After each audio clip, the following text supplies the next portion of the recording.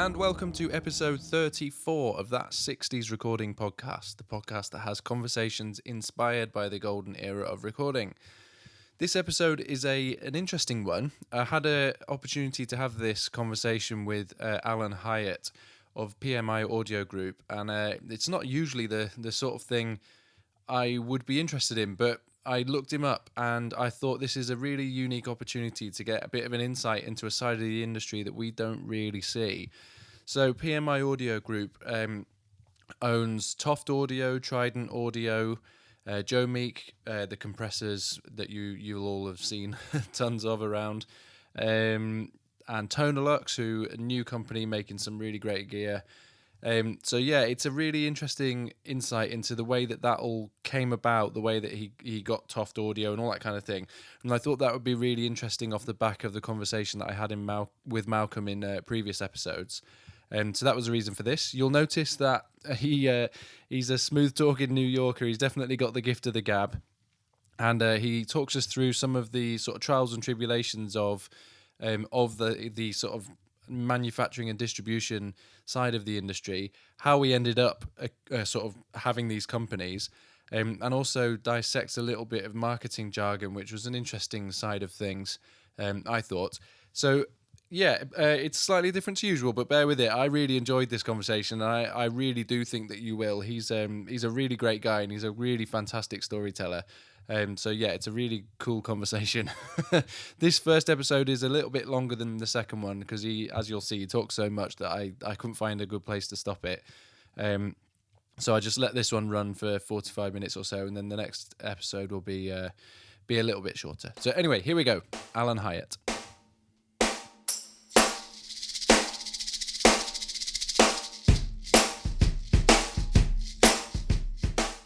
Okay, so I am really privileged to be joined here by Alan Hyatt, all the way from Hawaii. So it's early in the morning, so thank you so much for speaking to me and taking time out of your day. Oh, mahalo. You're quite welcome. So you are sort of best known as the founder and CEO of PMI Audio Group, who sort of sell and manufacture brand names, Trident Audio, Toft Audio Designs, Meek, Tonelux, Valley People, Studio Projects, and that's probably how people know you now. Obviously, you've had a very long career. That's correct. Yeah. So I've obviously in my research, I want to go I want to start off by going right the way back to sort of growing up in the 60s and what your experiences of music were in your sort of high school years and what you were listening to and what you were into and that kind of stuff. Well, again, thank you for having me. I really appreciate this. Is a great opportunity, and I'm really pleased to be able to do this. I was born and I grew up, and I was fortunate to be born and to grow up in New York. I mean, such a great, iconic place for music and just all kinds of things. Plus, I grew up in a very different time than most people are used to today. You know, we used to leave our keys in a car in the driveway. We would never lock our front door. I mean, things were just very different then.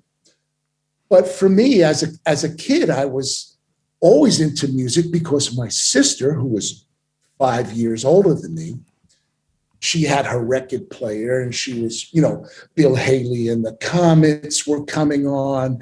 You had Jerry Lee Lewis, you had Little Richard, suddenly the, pre-Motown, the Temptations, the Four Tops, Mary Wells, Jackie Wilson, a James Brown, all these artists. So I would, when she was away and not around, I would down the records and I'd start listening to it. And I was really influenced by this music. I was really only playing the accordion at the time at the behest of my parents. You will play an instrument, son. Okay, well, can I choose? No, you will play this. Okay. So I would tinker on my little accordion, trying to overdub it and stuff. And then as time moved forward a little bit, you started seeing some new genres coming around, and the beginning of the surf culture with Dick Dale, the Ventures, Jan and Dean. Hits from the UK started coming in there. Joe Meek, okay? Yeah. In fact, it was one of the big influences for me to switch to guitar was Telstar. Oh, cool. And all of a sudden, I remember I'm listening on the radio, the songs are going, and all of a sudden this song comes on, and it's like, starts with a slow thing, and it starts building and building and building into this thing. And it was so loud. How did it get so loud? I didn't turn up the volume. And then they had this little interlude in the song, this little break, where this beautiful shimmering guitar came on. I said, that's it. That's my instrument. How do you get that sound? How do you accomplish this? So I started taking guitar lessons and stuff like that. And I would go everywhere as a young kid. Maybe I was 13, 14 years old. I was going uptown into Harlem at the Apollo Theater. Okay. And I was probably the only white boy in the building, me and my friend. Yeah. And we would sit in the back row, but Jackie Wilson's playing. Let's go see them. It was so exciting, I remember seeing the Beach Boys in this New York place. But I mean, the Village, the clubs, there was so much music going around at the time, as I'm sure it was in London in the early 60s that was going on. So it was a good place for music, and I got really influenced by that. And then as it got into the mid and later 60s, well, of course, things changed. The San Francisco bands, Strawberry Alarm Clock, Jefferson Starr, the Allman Brothers, Delaney and Bonnie, and all these great magical bands. And the influence of the UK scene, you got the Beatles, the Who, Led Zeppelin, all these amazing bands between America and stuff just drove me crazy. So I became a guitar player, and in my time, I formed a lot of bands, and we had some degree of success. We opened up for Jay Giles, we opened up for Yes. Oh wow! So we, I had some success, but we just weren't quite the level. And I eventually knew that my dreams of being the rock and roll star were not going to pan out. So I had to start thinking of, what else am I going to do? Yeah. So then, I mean, I was looking on your LinkedIn info, and I love how you've just summed it up as bands and good times. This is sort of the early 70s, and that sounds like what you're describing. It was amazing. I remember on 2nd Avenue, the Fillmore East, Bill Graham's theater. I mean, by then, we had my parents had moved to the suburbs in Long Island, and to get there, we weren't quite driving just yet. So we would hop the Long Island Railroad, and we would go into the city. We'd go to the Village first to eat sausage and pepper sandwiches in the little kiosks that they had, and we would try and score some mind-altering libations. And back then, the people walking around Greenwich Village, as they'd pass you by, they'd flip open their coat, and they'd have an array of stuff. Now, of course, 99% of the time, whatever you'd buy, it was like oregano or something. We were just young teenagers, But going to the Fillmore and seeing the bands, $2.75 to go see a show, and it was just amazing. Unknown bands who I thought were killer. There was a band, I remember, a couple of bands that really stick out. One was called Bafalongo, and they were actually the backup band for Joni Mitchell. Oh, wow. As I understand it. And they opened a show at the Fillmore, and they were just such a phenomenal band. And this one band out of Florida called Hammer, who just blew my mind. And, so many of these bands, they never went anywhere. It was easy to get a deal back then from the label, because if you were a band and you were good and you had some reasonable material and you could impress them, they would sign you. And the reason why they would sign you is because if their A&R guy didn't sign you and you became good and made it, they would be angry with you for not signing that band. Yeah. So back in the 60s, it was really easy to get a deal. But when you really look back on it, what was the deal? You signed your life away. They owned it. They owned you. You had to pay for your studio time. They had to pay everything back. You were never going to make any money unless you became really big and then you renegotiated your contract. Well, that wasn't me. Did you do any was there any recording happening at that time for you? Do you remember any of? Well, in the early days, like I said, I was in the studio recording albums that, either got released on a local level or didn't get released, singles especially. I always hated that, doing this one commercial tune that the producers and people said, you got to do this so we can put this on the radio, because that we can't put on the radio. And back then, AM radio, was the prominent media, till FM, late night FM.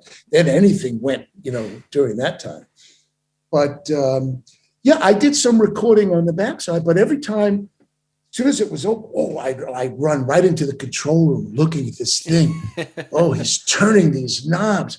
Oh, what is this? How is that done? So I started asking questions.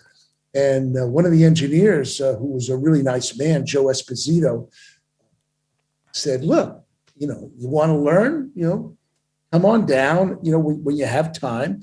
And so I wasn't working. I was in the band. So, during the week, I jumped down into the city. Oh yeah, I got the coffee, got the sandwiches, just like you guys used to call the T-boys in the UK. That's right. I was the coffee guy, and clean this, do that. But eventually it led up, and that's where I basically learned. But I really didn't take to it as an occupation, because I didn't care sitting up late, 3:00 in the morning, having these people who were in a studio telling you what they wanted or what they thought you should be doing for them, and that's not for me. So I had to, find other means, and I did. So PMI Audio Group was formed in 1979, is that correct? Yes. Around then. So what happened between sort of you finishing up band time and then moving into sort of more business side of things? Well, the band thing that I thought was going to make it didn't make it. Mm-hmm. And then this producer named Porky Abdo, okay, who was the name escapes me, but I'm gonna try and remember the name throughout this conversation to bring this up.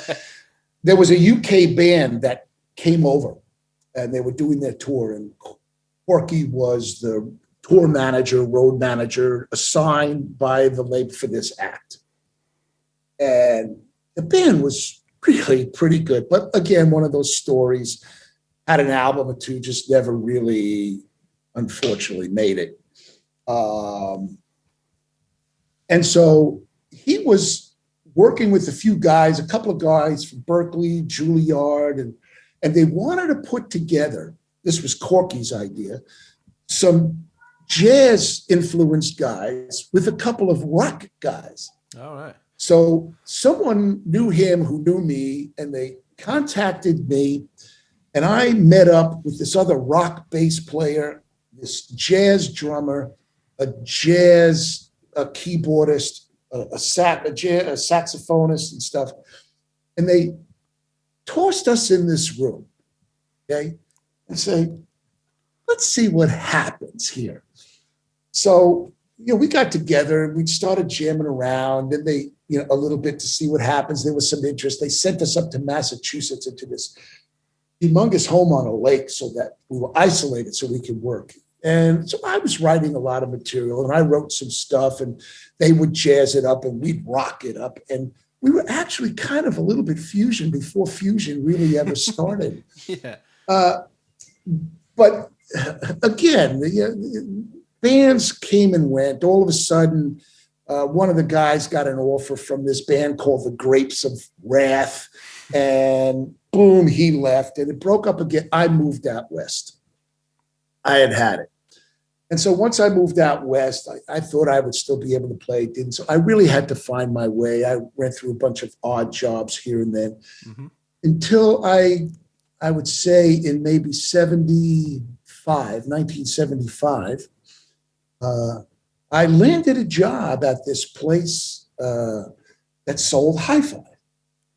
And I found, as a New Yorker with the gift of the New York street verbiage, if you will, that I was a good salesman and I could sell hi-fis. I quickly became the number one salesman, which led to management, which led me into dealing with manufacturers' representatives. These were the guys that represented the brands of hi-fi. And they would come into town and they would, take you out to lunch, anything to get you to buy their goods. And so in hi-fi, we carried things like Shure phono cartridges. But the guy also sold Shure microphones. And then there was a couple of other guys who repped some other lines who said, yeah, I have these other things, but I don't know what to do with them. So as a guitar player, I was interested. So they'd always end up at my house. We'd pull out all these toys. This was before Pro Audio really became Pro Audio. And so I got interested in that. And so a friend of mine who was working for me at the hi-fi shop went to work for this guy in California who was kind of just starting out the pro audio industry. And so he left for DBX to go work as a regional manager for DBX, which sold hi-fi noise reduction units, but they also sold compressors and enhancers for the pro industry. So that rep in California hired me. I loved it. I went over there. I'm working in, so I had my little TIAC 3340S and my little TIAC mixer, and I was laying down tracks with all these things, thinking this was the best thing since sliced bread. And I went to work for him. And later, about a year later, I was just looking and I said, you know what? I didn't really care for the guy that much anyway. I said, I think I'm going to venture out on my own. And I did. So I started as being a manufacturer's representative. I got a lot of lines like Allen and Heath, Lexicon, DBX, AKG, Kramer guitars, all these lines. And I built a fairly successful company. And I was very fortunate because I was making a lot of money. But in the back of my head, I always said, these companies are going to change the deal here pretty soon. I'm sure the accountant, when he takes his pen and signs this check to me and the other reps, he's going, why are we paying that kind of money to these people? And so I looked for an alternative. So I started distributing. And before that, I was known as AMH Sales. And in 79, I started PMI Audio. What does PMI stand for? I lived in a town called Palos Verdes, which was on this peninsula Marketing and Import Company, PMI for short. So I started importing these lines. I started with this company called Electrospace, a Brit, Francis Williams, worked for Neve, then designed his own things. I was interested. I said, well, look, I'm a rep. Here's what I do, but I'm starting this, and maybe I could distribute your stuff throughout the entire North, South, and Central America. And he was, gung-ho, go for it. And I did well. The only problem was everything started coming back and failing in the field because his power supply design was really bad, and it took down the regulators, which took out the chips. I lost a lot of money on that deal. Then I remember importing a keyboard stand manufacturer from Italy. And I sent them all the money. They shipped everything in. By the time I got it, all the welds were bad and they started rusting and all the legs broke off. I failed miserably. So I was like pretty much at my wit's end. And tell me if you're pressed for time, because otherwise not at all. I love it. I'll just keep rambling. No, you're fine. So I'm at the NAMM show in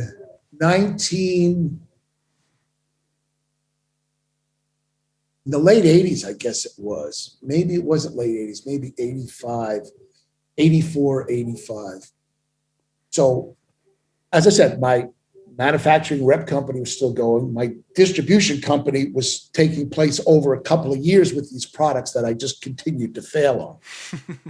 And I was repping for one company, and I became friendly with one of the guys. And he said at this show, he came up to me, he says, Alan, I've got a guy, he's my roommate. His father is a guy named Malcolm Jackson. Maybe you've heard of Malcolm Jackson. Yes. Yeah. Okay. Malcolm Jackson was a studio guy and a purveyor of used studio gear in the UK. Blah, blah, blah. Just, he's selling this brand. It's something called something Meek. I don't know what it is.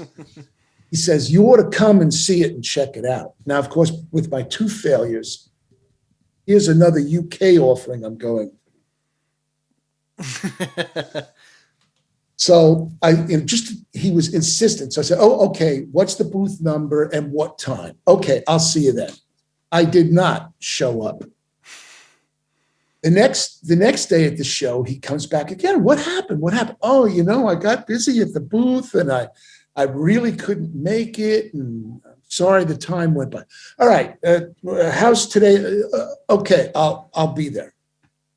I didn't show up. The next day, the same thing. On the last day of the show, the 4th day of the show, he comes to this. By then, I had also added Sony Professional Audio as a line that I was repping in my rep firm. And so I was at the Sony booth, and then we were selling big consoles and 24 and 48 track dash machines and headphones and processors and all this stuff. And so I'm at the booth and I'm talking to someone, and out of the corner of my eye, I see this guy standing there with his arms folded. And I really wasn't acknowledging him. I just kept it. But that kid stood there and stood there and stood there. It was so persistent. So I finally went over to the guy and said, all right, let's go. So he drives me to this booth, had no carpeting, no signs, no anything, just a table with this small little wooden rack. And in it, what I thought at the time was the most ugliest piece of gear I have ever seen. Amazing. This bright green thing. And in my mind, I'm going, the model's got to be the thing. It's called Thing, It's like, and so I was rude. I did apologize after, but I was, I didn't want any of this. But he brought me up, and Malcolm Jackson, he introduces me to Malcolm. I'm talking to Malcolm, and we're talking, because it ended up we knew a lot of the same people in the industry. And he seemed like a nice enough guy. And then he says, well, we're doing the blah, blah, blah, blah. So let me introduce you to this gentleman, Ted Fletcher. Mm-hmm. And so I shake his hand, and he goes, well, then, okay. I go, stop. He goes, pardon me? Looking at my watch. I go, wait a minute. Hold on, just another 3 seconds. Hold on. You've got 2 minutes. Are you ready? Go. I was really rude. I was hoping he'd say, move along, get out of here. Yeah. So he goes, 2 minutes. Okay, well then. Blah, blah, blah, blah, blah, blah, blah. He has the CD and a pair of headphones. So I put the pair of headphones on, hit play, and I engaged this device, which was the Joe Meek SC2 stereo compressor. Mm-hmm. And I'm like, in, out, in, out, in, out. I didn't want to show too much emotion, but it sounded like really, really good. Yeah. So where's all the other equipment? Because back then, DBX compressors sounded like this. All of a sudden there's this compressor, like, the LA2, the optical type compressor that's just magic instead of the VCA based. And he goes, no, nothing here. Come around, take a look. So I look and I go, well, you know what? I have to admit, this sounds pretty good. So how much is this? Well, we don't have a final price yet. I go, okay. So what do you want me to do with this? Well, we're hoping that you would be interested in, buying and representing the line. I don't even know how much it is. You don't know how much it is.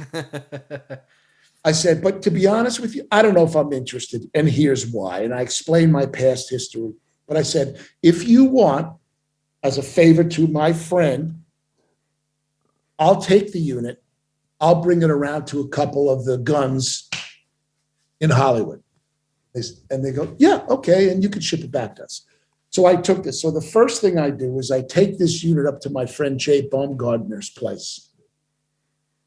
And so I walk in with the unit. I go, hey, Jay, try this out, okay? Check it out. See what's going on with it. All right, let's put it on the bench. I go, nah, I don't want you to put it on the bench because I heard it on the bench.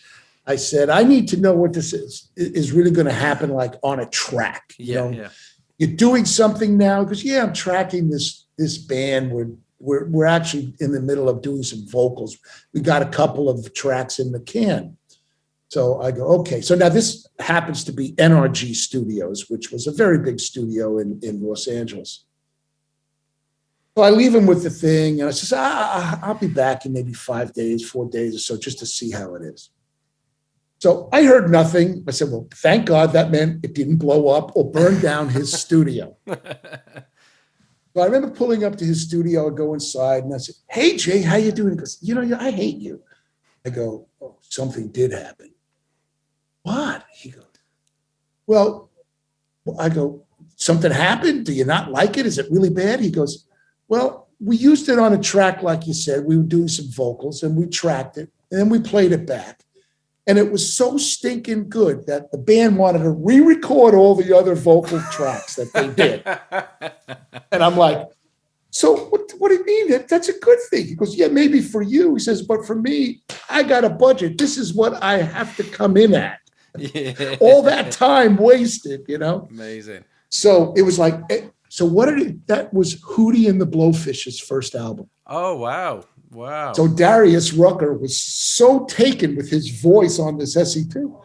So I said, okay, well, look, I got it. He says, you're not getting this back. And I'm like, he goes, just send me the invoice. I go, I don't even know how much it costs. He says, I don't care. So I went back. I got in touch with Malcolm. He said, well, it's $3,750 US, and your cost is this. I said, all right. So I sent him an invoice, came through. I said, all right. He said, so what do you want to do? I said, so you know what? I'll buy 10 units. I bought 10 units. I just took all 10 and started handing them. I went to A&M. I went to all the studios. I went to all the guys, just dropped the gear off. Never got a one back. Ordered 20. All right. Started going to all the stores. Okay. Guitar Center, Everything Audio, Westlake Audio. The word started getting around about this Joe Meek stuff. Soul Fruits. Now I figured I got something. So then I started advertising heavy and working with Ted closer to develop new products, new designs, and everything else. And I would fly in, to England and meet with him and stay there at the factory for a week. And it exploded. Joe Meek became the number one compressor. I remember studio manager, can't think of, his name is Bob, but he'd kill me, but I'm forgetting his last name right at the moment. But he called me up. They had like 2 SC2s in the room. The other producers goes, Alan, you got to help me out. What's the matter? He says, they're fighting over the compressors. He says, I got 3 sessions going on. I only have 2 Meeks. If I got to have another. So I would run up and I drop 2 more off of him. And the sales were going crazy. And, of course, like with any product, that lasts for X amount of time. Mm-hmm. And it was interesting because we were doing extremely well. I was probably 80% of Joe Meek's total sales. Wow. I mean, it was pretty interesting. And I'm not saying that to be humble, but it's just the marketing was working, everything was working. And of course, they benefited from all that because all the magazines that were out, it became popular there, and they were doing the same thing. And I kept telling him, I go, okay, so look, so now we're doing mic preamps, we're doing compressors, we're doing EQs, we're doing all this. We really need to do a microphone. And Ted was like, nah, I'm never going to do microphones. So that's when click, Studio Projects was created. Okay, that's interesting. I hadn't put 2 and 2 together there. I want to just talk a little bit about that compressor because it was there's some really interesting sort of what's the word I'm looking for now? Writing. There's a posh word for writing that I can't think of at the moment. But anyway, okay. Yeah. So the sort of information on the website about that compressor is really interesting. It's stuff I hadn't realized either. It talks about the way that your ear works when you're listening to music, and it all makes complete sense. And it says to me that this compressor was bringing something completely new to the table. That, as you've described with the the popular compressors of that time, that this was something quite different. Well, how do I say this? There was merit somewhere to all of that. Whether it was just hype, okay, is another thing. Because remember, you had other optical compressors that sounded good. Yeah. Just maybe a lot of people weren't aware or exposed to that product. But when you talked about, this is the way the human ear leads, and psychoacoustically, these do this, it was a pair of optocells, matched optocells with 2 orange LEDs. Okay? You had a single pair of controls that worked stereo. When those optocells responded, they generated a second order harmonic distortion. That was the offshoot from the process. Okay? So to me, I always thought, after diving into it and looking at, is that it? Maybe that's what it's all about. All this jargon that we're writing and marketing and promoting on, well, maybe some of it has merit. Maybe some is just buzzword advertising, get the people interested. It's really hard technically because I'm not an electrical designer. No, of course, yeah. Okay. So I really can't speak to you with that type of background and know-how, to combine circuits and start circuits. That's not my game. But I, over the period of time, developed enough to know. Now, one of the problems with that was when you would ship the compressors, the opto was a little round cell, and there was 2 leads coming out with a 90-degree bend and soldered into the board. They would shift a little bit. So you always had one side, maybe 1.5 dB to 3 dB or more, louder or softer than the other side. Mm-hmm.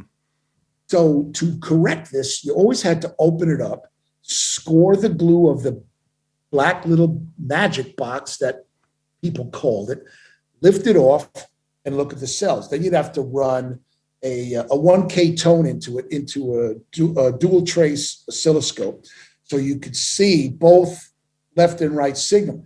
And you'd have to bend and maneuver the opto cells and LEDs until those lines matched. Now you were golden, or the tolerance of the machine 1/4 dB out or something. So I kept hammering Ted, can we do something that has dual outputs on the front panel instead of one output knob? do dual outputs.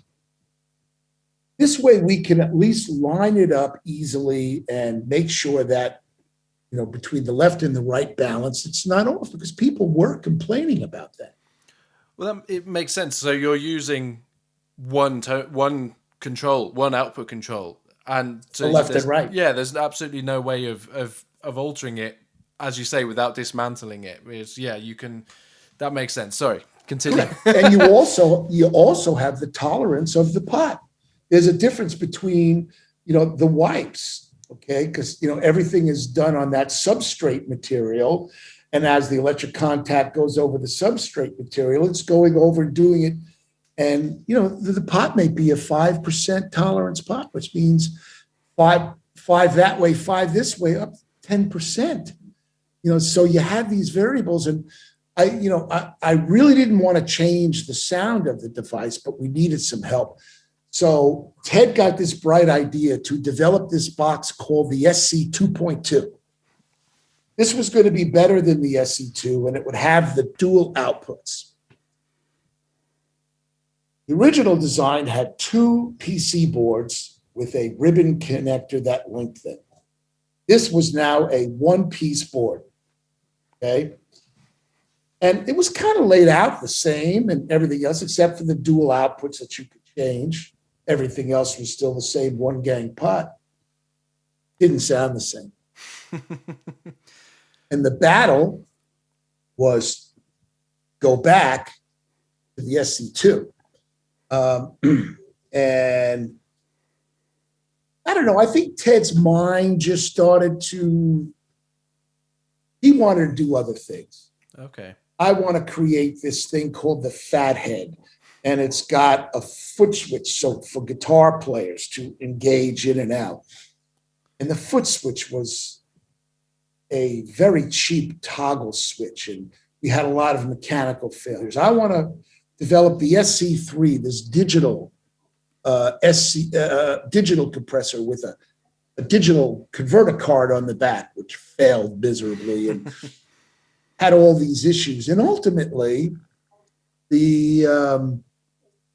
I guess the money's, they were buying cars and all these other things, and they spent a lot of money, and he got into trouble, basically, is what happened. And he wasn't really paying the HMRC, all the withholding taxes from the employees. And of course, as you know, that's a big no-no. Yes. And I remember the day he called me and he says, look, I'm in trouble, and this, that, and I don't know that I can continue unless you bail me out. I'm like,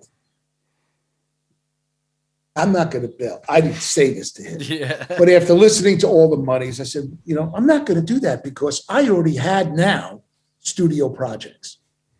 And studio projects became very successful very quick. Because back then, now there's 80 companies importing microphones from China. Only my microphone was not imported out of their catalog. I have a mic designer. We designed that mic together. We had it built over there, which we freely admitted. Mm-hmm. But, I was one of the first mic manufacturers from China, that was different. And, yes. Hey, don't knock over your $5,000 Neumann in the studio, or an overhead where the guy hits it with a drumstick or smokes on it. So put this up. It sounds great, and if it falls down, so what? You buy another one. So studio projects was doing well. So my thought was, you know what, Ted, I'm sorry, but I'm not going to do that. I was just going to recreate Joe Meek under the studio projects banner. Yeah, I was going to change some things around. Obviously, I wasn't going to copy him. Yeah. I was going to change some things around and make studio projects electronics. After all, I was already making this thing called the Pt.1, which was a tube output mic pre that was doing well. I figured I could do this. So I didn't do it. And then eventually I got a call one day from a company in England. They were a liquidation company. Okay. And they introduced themselves, and they said, I don't even remember the name of the company, but they said, we represent a company, and we were going through their records. They're in liquidation now. And we see that in all the documents that they supplied us, that you were like the major player of purchasing all this stuff. I go, yes, so, well, we have to liquidate this company, so we would like to know if you would like to offer a bid for this company. And I was like, well, I don't know. I don't think so. She goes, oh, really? Because you do so much. I said, well, I did. I could have if he had run his business correct. But she goes, well, look, I just want to let you know it's a silent auction. I go, what do you mean? She says, well, on a piece of letterhead, send me your bid over fax, and whoever has the highest bid wins. So I thought about it for a moment, and then I thought, seems to be a waste of, and it was a lot of money in advertising. I was in 7 major magazines every month with full page ads. So I said, maybe I should just bid on it. What the heck? So I typed up a letterhead. I put my offer on the thing. I faxed it over to the company, and I never heard anything. So I figured, obviously someone bid it higher and someone's going to buy Joe Meek, and okay, so maybe they'll approach me if they still want me to distribute it or not. I'm going with the studio projects thing that I want to do, because why would I want to get a small piece of something that I'm just a distributor if I can have my own? I owned studio projects. It was months later, I got a phone call from someone. Hi, this is so-and-so from the liquidator's office. I go, oh, well, what can I do for you? I just wanted to call and congratulate you. You've won the bid, and you are now the owner of Fletcher Electroacoustics. Now, I'm leaving out something which I'll touch on. We'll see if you want to go back to it. At the time, Malcolm Toft was bought by Fletcher Electroacoustics. Okay. So Fletcher Electroacoustics, he owned MTA because he bought MTA. So I get these documents. I also sorry to interrupt you, but MTA is Malcolm Toft Audio, just for anybody who. That's correct. Yeah. Right. And of course, in 1988, when Trident was officially sold to Rely On, Malcolm had to go into something else, and that's when he started MTA. Okay. So, and he was making Trident-like boards under the MTA banner.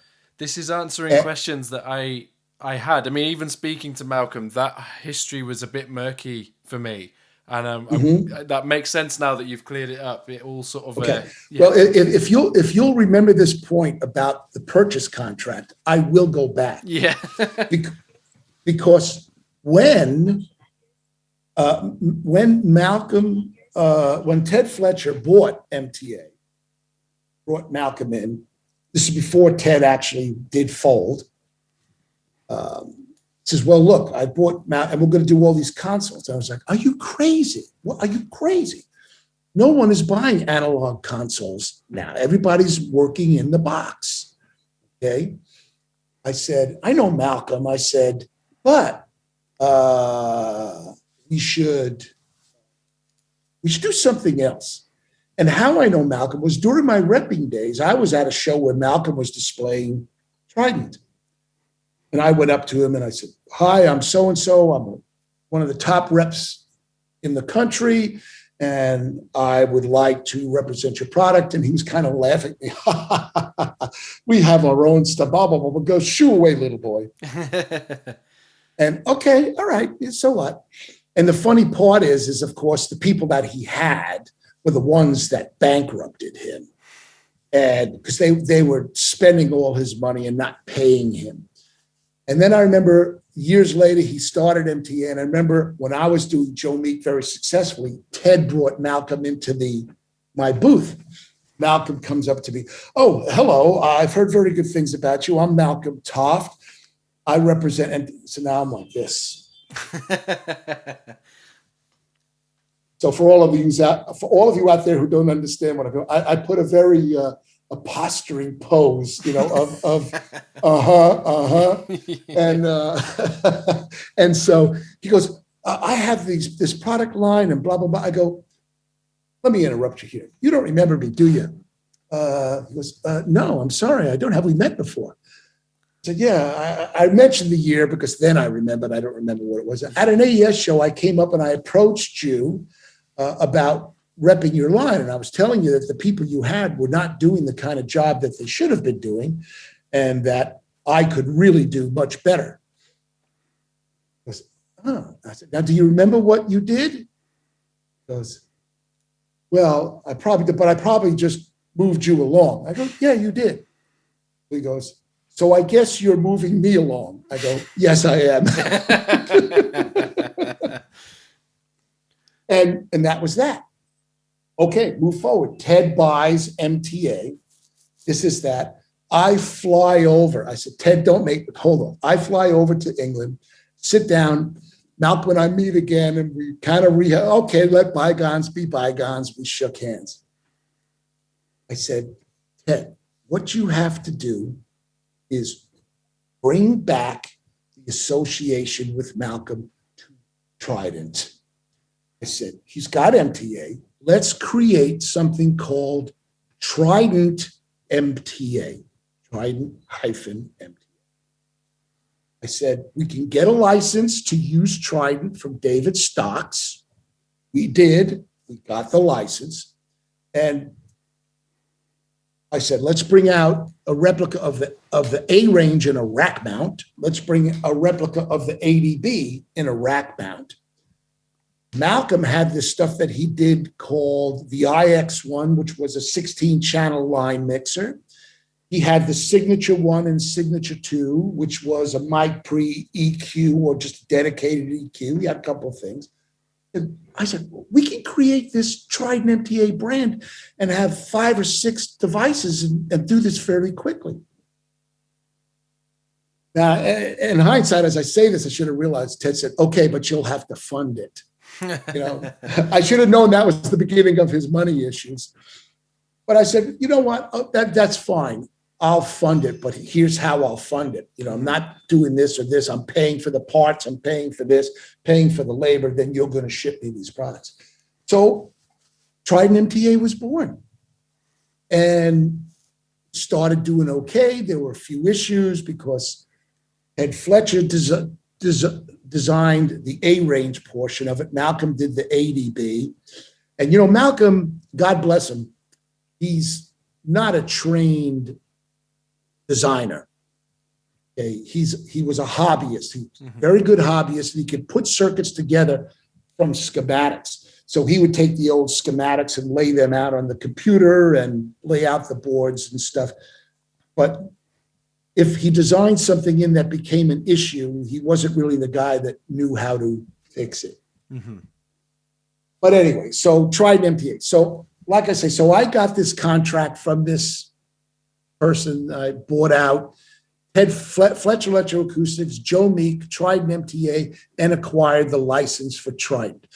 Now, along the way at a trade show, I believe it was in Frankfurt, Malcolm and I were hanging out, and I went out, and we became good friends by then. I said, hey, you want to go to, got the name of the town, in Sachsenhausen, in outside of Frankfurt. We're going to go for dinner. He goes, no, I have this big important meeting with Ted, and he wants me there. So I said, okay. So I went back to my Studio Projects booth. I don't know, 30, 40 minutes later, he comes by. He says, well, I was just nicked out of dinner. I'm not allowed to come, so we can do dinner. I said, oh, all right, cool. So we went out to dinner, and I'll try and speed this along because I know I'm long-winded. That's from being from New York. He goes, I got to tell you, I'm not really happy with what I'm doing. And, they treat me like a child. I go get my coffee. They won't allow me to walk over the rug to my office with the coffee. I have to drink it at the play. He says, I'm just not happy. And he's not honoring the the deals of the buyout of MTA. So over the course of the next few days, I told Malcolm, I said, well, look, I will offer you something, but you have to quit first. I said, I'm not going to talk to you until you say you've left Ed Fletcher. I said, that's not the right thing to do. Mm-hmm. So I don't know, it was a couple of months later, he gets in touch with me. He says, okay, I've done it. I've left. I fly over to England. Malcolm, his ex-wife, Marion, and him, we sit down, and I had a lot of time to think of it. So I hashed out this plan. Here's my plan. I want to create a new brand. We're going to call it Toft Audio Designs. Okay. And he goes, why Toft Audio Designs? A couple of reasons. A, it's your name. Toft Audio Designs is TAD. What's Trident Audio Developments? TAD. Okay? The association. Mm-hmm. I said, we're going to do this. We're going to do that. Blah, blah, blah. So we start getting to work on this project, and those were the silver-faced rack mount units. Mm-hmm. When I had realized that analog consoles were starting to come back. Greg Mackey was with the 8-bus, the Allen Heath were starting to resurge. Things were happening. I brought up a console. Malcolm, no, nobody do consoles. We're not going to do consoles. Anyway, things started developing with Toft. And I offered Malcolm, I said, Malcolm, you want to be a partner in the company? You can be partner. It's your name. He goes, I don't want anything to do with any company. All I do is bankrupt companies. I don't want any ownership. Wow. I said, are you sure? He goes, yeah, I'll just want to work for you. I said, okay. So I owned Toft. And so I financed this whole thing. We got the products out. Things started doing well. I started pushing them on the console. I got the rumor that Greg Mackey was going to discontinue his 8-bus analog console, which would leave a huge hole in the market. So I pressed Malcolm and pressed Malcolm and pressed Malcolm. Eventually, he caved in, and we created together the workflow, the layout of what the ATB was going to be, which morphed over time because I would then go to certain friends that I trusted and said, look, this is where we're at now. Nah, you got to add this on. It's got to have this. You really need to do blah, blah, blah, blah. So it ended up morphing from a small desktop thing to a larger mid-sized console.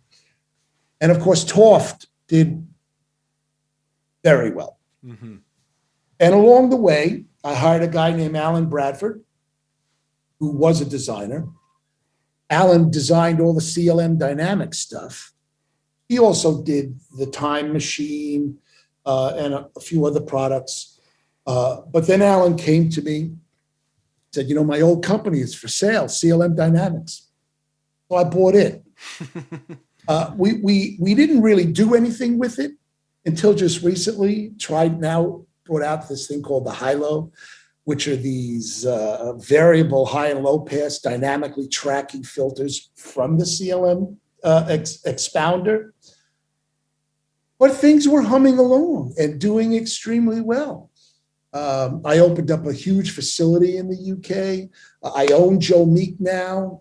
I own Toft Audio. I own Studio Projects.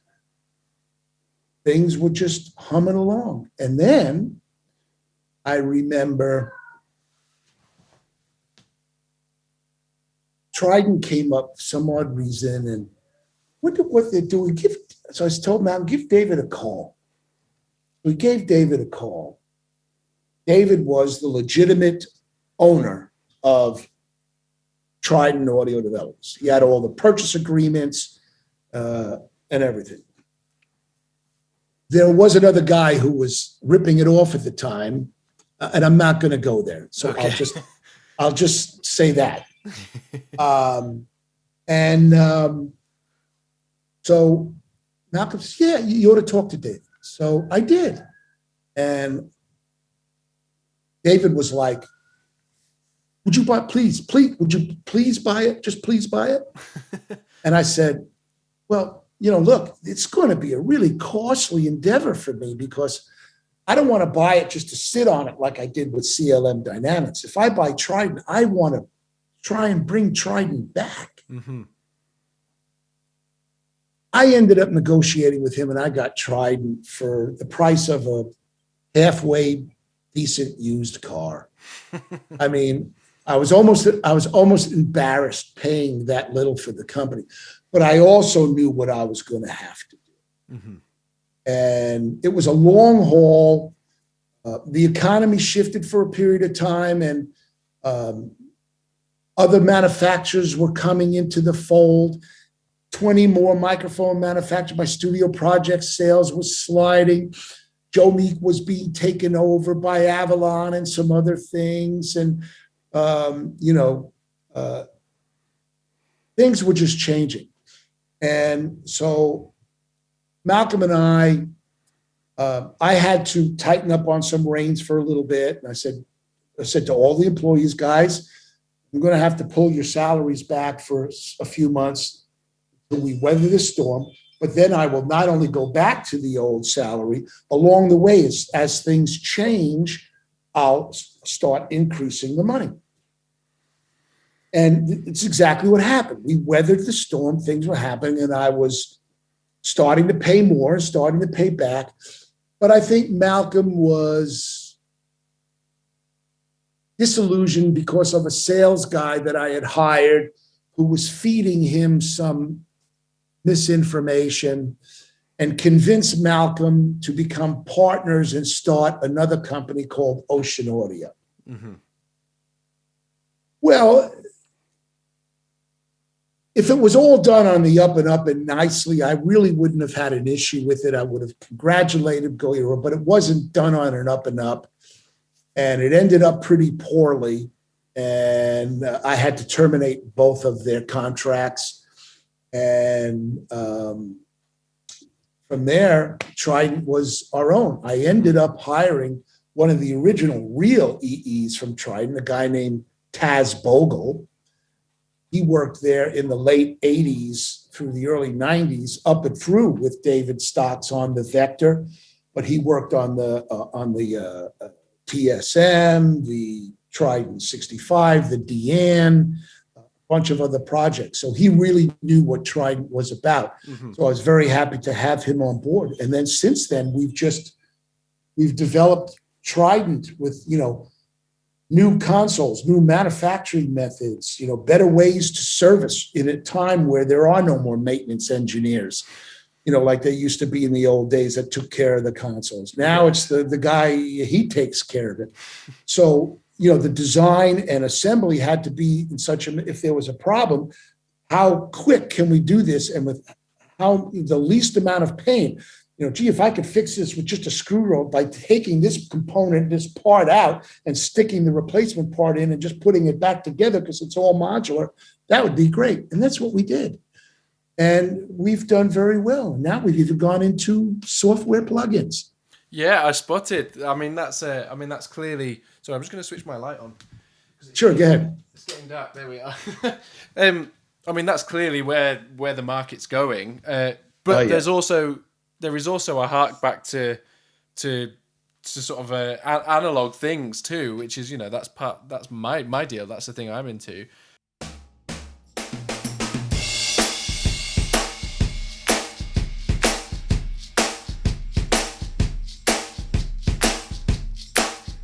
So there we go, part one of my conversation with Alan Hyatt. You can definitely tell he has the gift of the gab, I'm sure now. Okay, so I forgot to tell you in the introduction that my isolated drum stems this week I want to tell you from Revolver. I think I've done nearly everything off Revolver now. So you can check that out at allyouneedisdrums.com. You can also contact me through that website. So that just leaves me to say a big thank you to Joe Kane and David Henshaw for the artwork and the intro and outro music, and I hope you all have a lovely week. I will speak to you next Tuesday. Goodbye!